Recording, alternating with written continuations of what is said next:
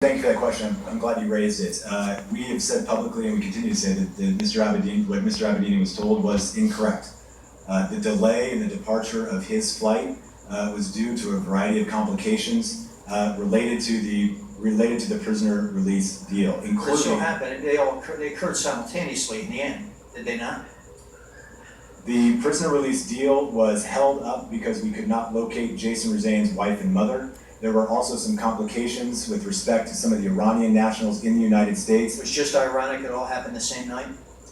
As I mentioned in my opening statement, we had a desire to conclude all of our lines of effort, the Iran nuclear deal, the consular deal, and this Hague Tribunal deal all around the same time, because we believe that there was significant diplomatic momentum that allowed us to advance U.S. interests all at the same time. And we believe that there was a significant risk that if we allowed one or two of those to lag, that we would not be able to achieve all of our core. Leaving aside for a moment the issue of the timing of the payment and the release of the hostages, is a follow-up on Mr. Duffy's question. Who specifically made the decision to make this payment in cash? Who at the State Department, who at the Department of Justice, who made that decision?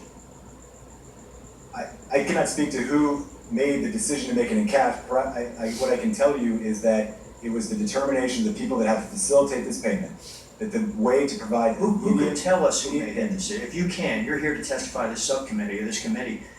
Who can tell us? Was it a condition? Was it a condition of the Iranian government, or was it a decision of the United States Department of State? The condition of the deal was that there would be immediate payment. We knew that Iran had critical economic needs that it had to address immediately, and that would not be addressed by the removal of the broader Iran sanctions. Certainly there are other ways to make an immediate payment other than a middle of the night, what appears to be a drug drop.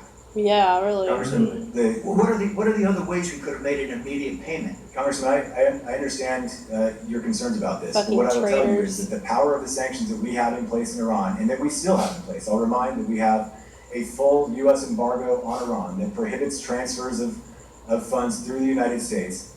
And there is a great reluctance by global financial institutions, sanctions aside, about doing these sorts of business. And so we have seen difficulties with global banks being willing to engage in these particular transactions. And this was the mechanism that we felt we could guarantee immediate payment. And that immediate payment was critical to getting the favorable settlement that we did. Had we not been able to perform on that obligation, we would have likely not gotten such a favorable settlement from the American people. Speaking of the favorable settlement, Mr. Backmeyer, I think you mentioned in your opening statement that you don't want to say anything here today that might compromise United States defenses to other remaining claims of the Islamic Republic of Iran. Was that your opening statement? That's correct. If this is a joint comprehensive plan of action, if this was a comprehensive settlement, what are the other possible claims that Iran still has? We've made a payment of $1.7 billion in cash. Well, what are the other claims that they have that we did not settle as part of this joint comprehensive plan of action? I'll let my colleague respond to that, but let me just point out that the Joint Comprehensive Plan of Action is a reference to the nuclear deal. It does not reference all of these lines of effort. So the JCPOA, the Joint Comprehensive Plan of Action, is the deal that we resolved comprehensively. You said in your opening statement there are other claims. Do you know what they are? It was your opening statement, sir. Do you know what those other claims are? There are, if you'd like more detail, my colleague can provide it, but there are a variety of other claims related to foreign military sales. Let me move back to the previous question about other ways that you could have made payment other than pallets of cash in the middle of the night. How we conducted payments with other actors, such as North Korea, who were also cut off from the international financial system. We don't deliver cash. Congressman, I'm not familiar with any payments of that kind. I couldn't speak to that. I have nothing further. The gentleman comes back, the chair now recognizes the